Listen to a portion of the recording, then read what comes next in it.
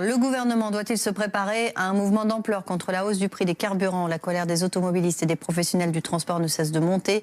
Sur les réseaux sociaux, les appels à manifester se multiplient. Des blocages routiers sont programmés dans toute la France le 17 novembre. Et notre invité, Philippe Bonneau, merci d'être avec nous. Vous êtes secrétaire général de l'Autre Normandie. Les transporteurs routiers qui sont véritablement étranglés par cette hausse de taxes sur les carburants, c'est ce qui fait la différence en ce moment?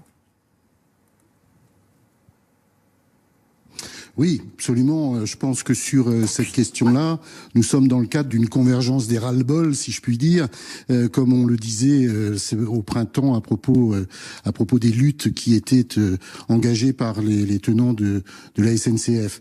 Je crois qu'il faut être très clair dans cette affaire et retenir trois chiffres essentiels, me semble-t-il. Aujourd'hui, les taxes prélevées par l'État sur le carburant, c'est 30 milliards en masse pour tous les usagers. Pour les seuls transporteurs routiers, c'est 6 milliards, 5 milliards 730 millions très exactement. Demain, avec les projets qui sont en œuvre dans les cartons du gouvernement, d'ici 2022, c'est plus 34 milliards qui rentreront dans les caisses de l'État, plus 34 milliards. C'est-à-dire que de 30 milliards, on passe à 64 milliards. On double les recettes. Et pendant ce temps-là, les professionnels de la route, les transporteurs routiers de marchandises, mais aussi de personnes, que sont les transports de voyageurs et les transports sanitaires, les ambulanciers, vont avoir un mal de chien à répercuter ces prix à leurs prestataires, à leurs donneurs d'ordre. Alors bien sûr, nous avons très bien compris que tout cela est frappé de bonnes intentions. On nous parle d'écologie, on nous parle d'environnement, mais nous sommes contre cette fiscalité punitive, véritablement punitive, alors qu'aujourd'hui, les constructeurs routiers, quel que soit le tonnage employé, que ce soit des véhicules de plus de 7,5 tonnes ou de moins de 7,5 tonnes, travaillent à une alternative au carburant.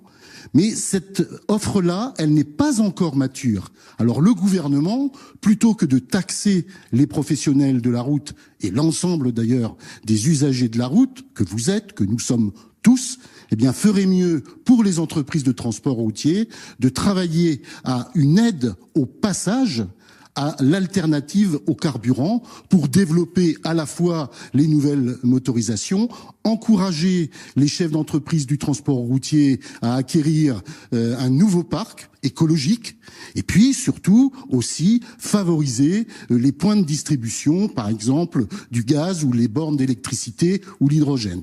Donc oui, nous sommes véritablement dans le cadre, comme je vous le disais, de cette convergence des ras-le-bol, puisque cette augmentation du prix de l'essence s'ajoute au reste, s'ajoute à la désignation du transport routier, à la vindicte populaire comme étant le pollueur patenté, s'ajoute à la verbalisation automatique des transporteurs routiers sans même un minimum de respect des droits de la défense lorsque vous commettez une infraction, et s'ajoute aussi à cette concurrence européenne qui nous vient notamment des pays d'Europe centrale et de l'Est, où là, je puis vous dire que le prix du carburant est bien moins élevé, et pas besoin d'aller d'ailleurs en Europe centrale ou en Europe de l'Est. Quand vous prenez le prix du carburant, ne serait-ce qu'en Espagne, le prix est beaucoup moins cher.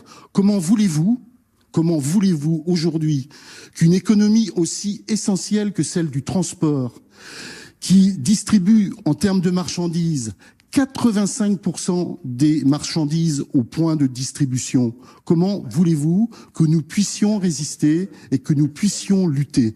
Si l'État, si le gouvernement voulait voir la disparition des entreprises de transport, et notamment des plus petites, il ne s'y prendrait pas autrement. Merci beaucoup Philippe Bonneau, on a bien compris votre colère et les raisons de cette colère.